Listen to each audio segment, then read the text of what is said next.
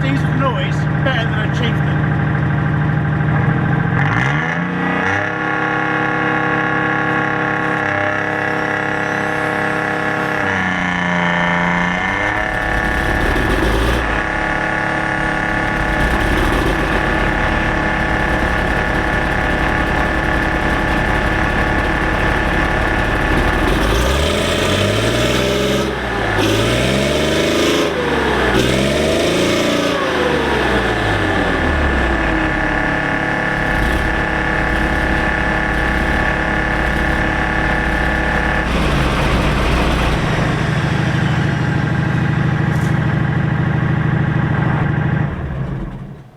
But we're not here to talk about this one. We're here to talk about the Mark 1 that you saw us drag out of a hedge last week. So, back to the reason we're all here.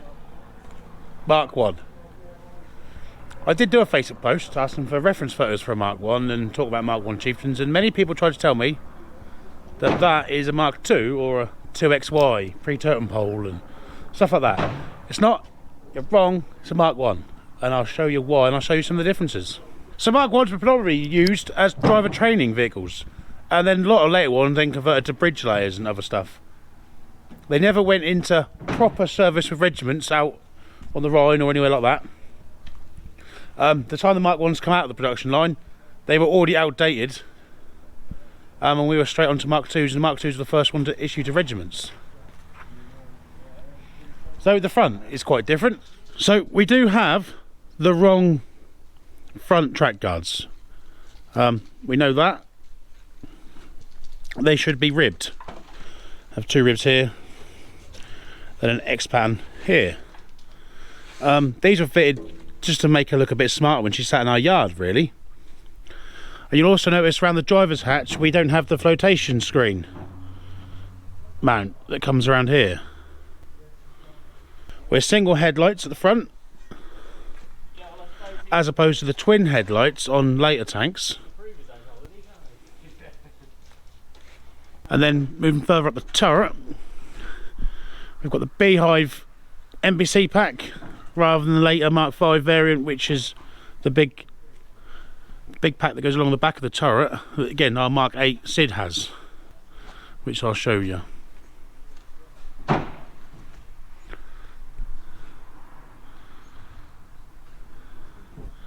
So in her current state, technically she's a Mark 1/4. Mark 1s went for a series of upgrades, mainly based around the engine, as they went from the 4A to the 5A, and then a Mark 1/4 should have a 6A engine. Again, because they were driver training tanks, they stayed on service for a lot longer. In fact, she was still being used in early 2000s as driver training. She's actually got an 11A engine. And my plan is to convert her back to a true Mark 1. There isn't a preserved Mark 1 in the museum, and there certainly isn't one running, and she is currently the oldest running Chieftain. None of the prototypes or pre-productions are running, and she's actually second of the production line at Vickers. We've got the wrong track guards. In fact, these are 04 EB07. This actually come off a Woolwich Avery we took off the Rangers, hence why none of the paint matches anything.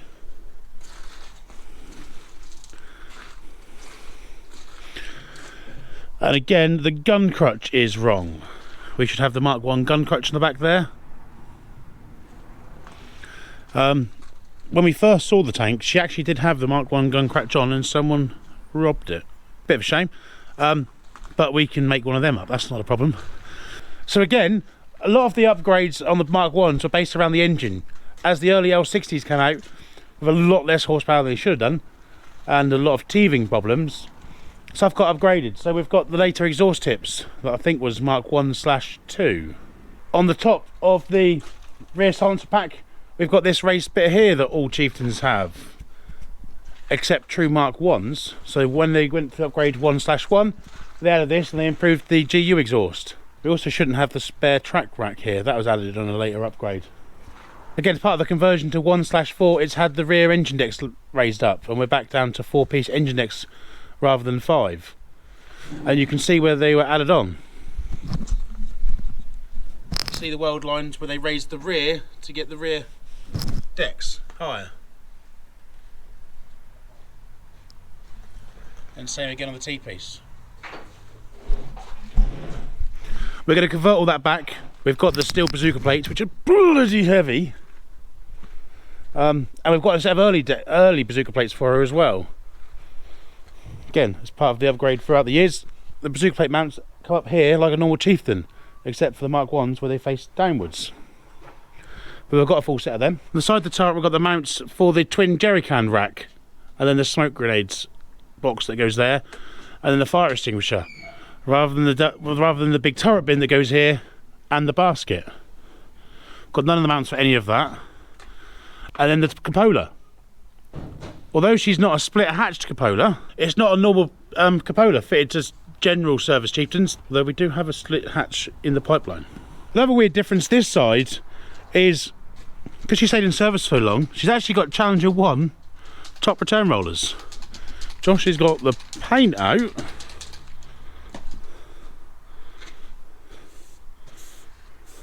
Ah, she hasn't got the reg, has she? No, I'm bored of people telling us what her reg is. Ah, people keep trying to tell us the wrong reg. Yeah. I got it wrong a little. Ah, we'll keep it a secret actually. Oh, okay. We'll keep it a secret. The other annoying thing we've got is she's got late smoke discharges on it. We fitted them because they had been taken off her. The early ones don't have the bigger pocket here. They have two smaller pockets each side. This barrel currently doesn't have its fume extractor fitted, though we'll show you that in a second. We also haven't got the mount on the end of the barrel for the laser rangefinder. Her fume extractor is a lot bigger, often referred to as the wide bore fume extractor. So we'll go up in the engine bay now. I climb up quicker, so I'm up here rather than Aaron. You see this lovely L60 that we have been working on. You say it's in us in here. An injection pump off. And if I come down to here, you can see, if I turn a torch on, because it's stamped, the printed bit is not the mark.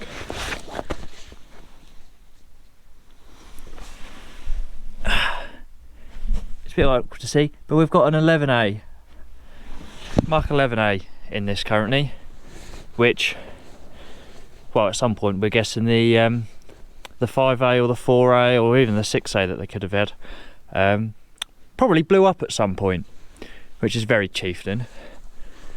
And if I climb up here, A little bit from this side, but you can really see it. you can really see where this weld is along here on the inside there, where they've had to up the height to make the normal. I say this actually has even the late type gearbox decks on currently with the 4 decks, the hump for the 4-piece decks, and say we can see we've had then a later T-piece fitted for a 4-piece set of decks. So we haven't got like the rounded back edge. So we'll have to make that. So here's our fume extractor. So we do have it. It's just buried in storage currently, and it's really heavy. So you see it's quite chunky. So the normal ones are big, but that is even bigger. So Josh is going to take you off inside now. Run up the wrong side. Have you? Yep, I should have gone with the left one. There's no beehive there. What have you been eating? I don't know, it wasn't good for me. He's got a torch, so you should be able to see. I've got a flat torch, so it might flash on it. So I've got a torch that works. And say some military issue brambles there in the turret. No, they're actually from our hedge. As I drop in, you'll see I ain't got the seat in. The battery tray's out, but actually all the dash panels are in. Okay. Yeah, no broken ones.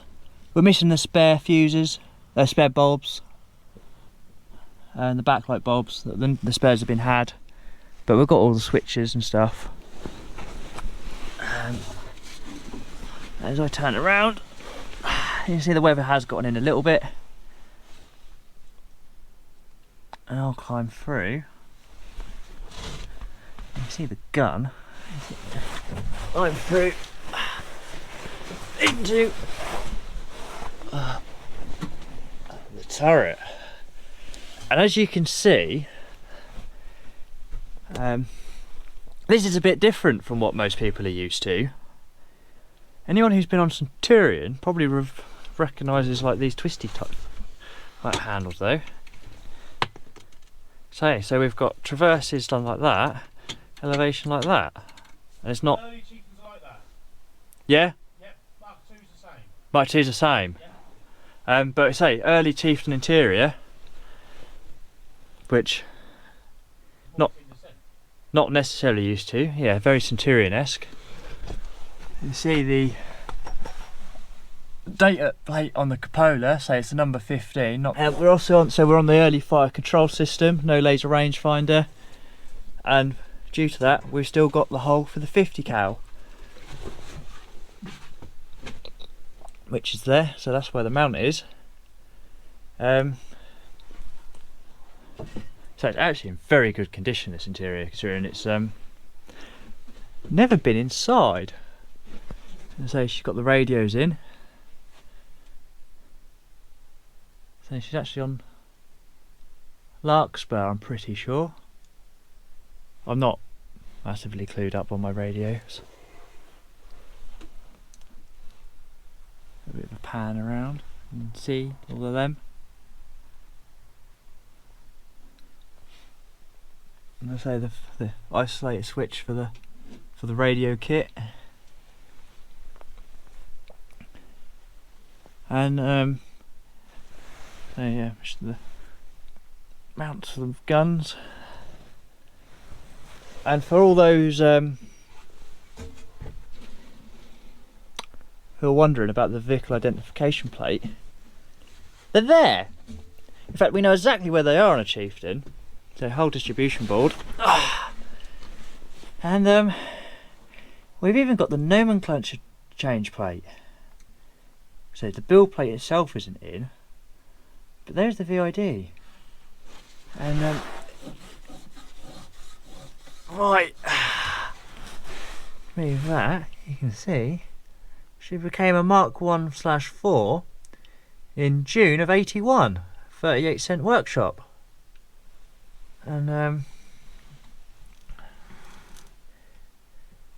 yeah, so we know, so she classed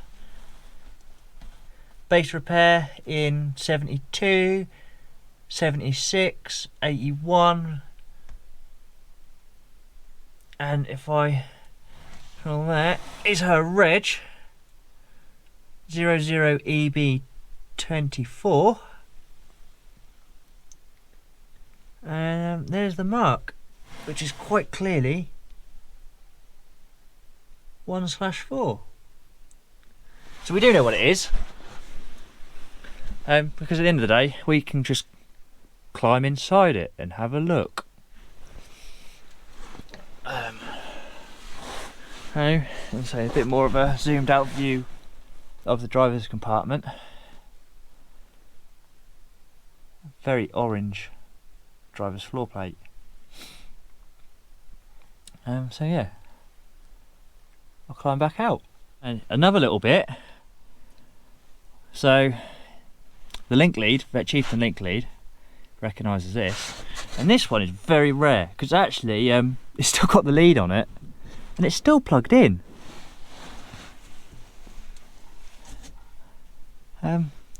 Which most of them aren't. They're normally cut for the battery heaters. So yeah, we've got that as well. Bit more of a view. So no link lead on this side, but you can see, especially compared to the Avri that we've been in a lot recently, you can see how much simpler it is in here. So there's no heater up at the front there. We haven't got the fancy hydraulic track tensioning system, so there's no pipe work along here. So ammo storage there rather than the two spool valves. No pump mounted on there. So yeah, it is interesting to see. Let's say we've got two side by side and you can see the difference. So back to the Chieftain, which you saw us start at the beginning of the video. Probably noticed that the back end is quite different and she doesn't have the usual Chieftain exhaust. and that's because she was one of the SIDs. They made two. So as part of the rear exhaust, and they did a lot of other stuff, and I'll put a picture on the screen now, as you can see, of another SID that's still wearing all of its stuff. SID stands for Signature Integration Demonstrator, and what they're trying to do is get the radar image and the heat image down on the tank. So rather than have just the twin exhausts, she runs all of the radiator and fans out through the back, through the exhausts, to cool them down. And you'll see that our gearbox decks are completely welded up, so she doesn't have top louvers on the gearbox bay. Part of that, a lot of people that know that drive Chieftain round civilianly, when you haven't got all of Germany to roam around, is they cook steering brakes. We don't really suffer from that too much, because we float all of our air over top of the steering brakes out the back. So when we restored this tank, we've put her pretty much back to a gun tank, and probably quite an accurate representation of what she would have been, because before SID she was the gas turbine demonstrator. Although we're obviously now fitted back with the Leyland L60, it'd have also had louvers at the back for that, and I think they just look a bit hideous with all the SID stuff on them. So they built two SIDs. We've got this one here, which you can come and see, and is on display at the Norfolk Tank Museum. It's actually one of the vehicles you can climb inside, which is quite unique for a museum. The second one is at Bovington in the VCC, Vehicle Conservation Centre, and it is still dressed as a SID. We know ours is the second one because of all the heat proofing they put in the engine bay. We got set 2, which makes it quite easy to clean actually. We'll get up and show you a bit of that. She doesn't look quite the same in the engine bay either. So up on top you can see that she needs a little bit of a paint really, but the interesting thing what we're for today is say this is this heat shielding that lines everything. So it's like this dimple effect that's just kind of glued on, and it covers, say, anyone who's the holes that are in the side, it covers them as well, and it does all the floor, all the sides are lined, even this little bit here. And we know that she's set 2 because actually this is probably the best bit to see. The camera picks that up. You can see that it says set 2, made by Hawker Siddeley, all this lining. And the only thing that doesn't match, if I can drop the camera, is the exhaust here says set 1. So at some point,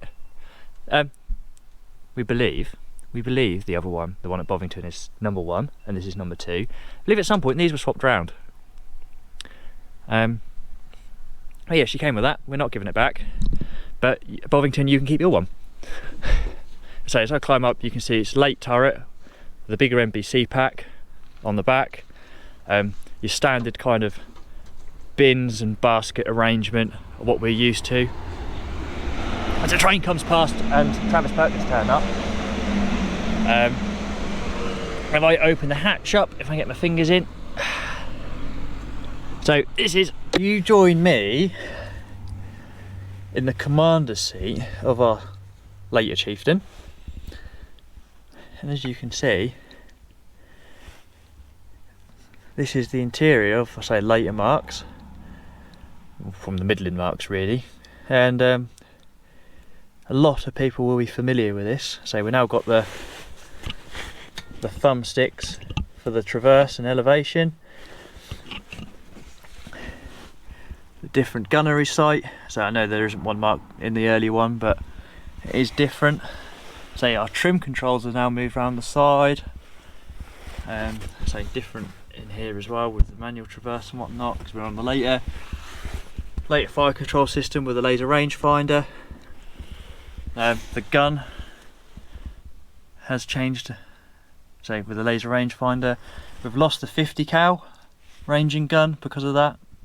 So there is, so if I drop in to the loader's side, the hole for it, say the mount is gone entirely. The hole's been welded over, you can see in there. So the gun itself's gone. We've now moved to a Jimpy for the coax as well, rather than the Browning. Okay, we've got the jimpy mount on the roof. So we're not quite fully late because we're still racked for Sabo, not Finn. So move round. And this is the one, as we were saying at the start, saying that the is on display here at the museum, and you can get in it when we're open on the day-to-day. Climb inside, see for yourself. Realise actually it's really quite small in here. And yeah, so it really makes the differences like really stand out. I would look at the VID, but it's all the way down there. Let's actually see. Have we got it? Oh, I ain't crawling under there, am I? If I lean down, can I see it? Yeah, it is. It's there as well.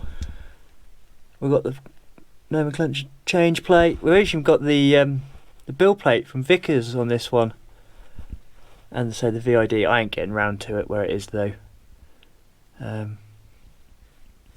think we've got two class 1s, one at 73, one at 79 from what I can see. 23 base.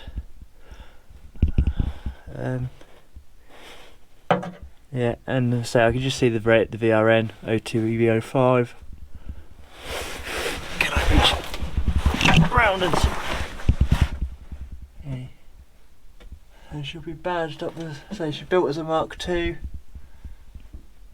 Badge there currently is a Mark 6/3G C in 82 by 23rd base. Yeah, she's had a few more bits done as well, so as part of being a SID. Otherwise, squeeze back out.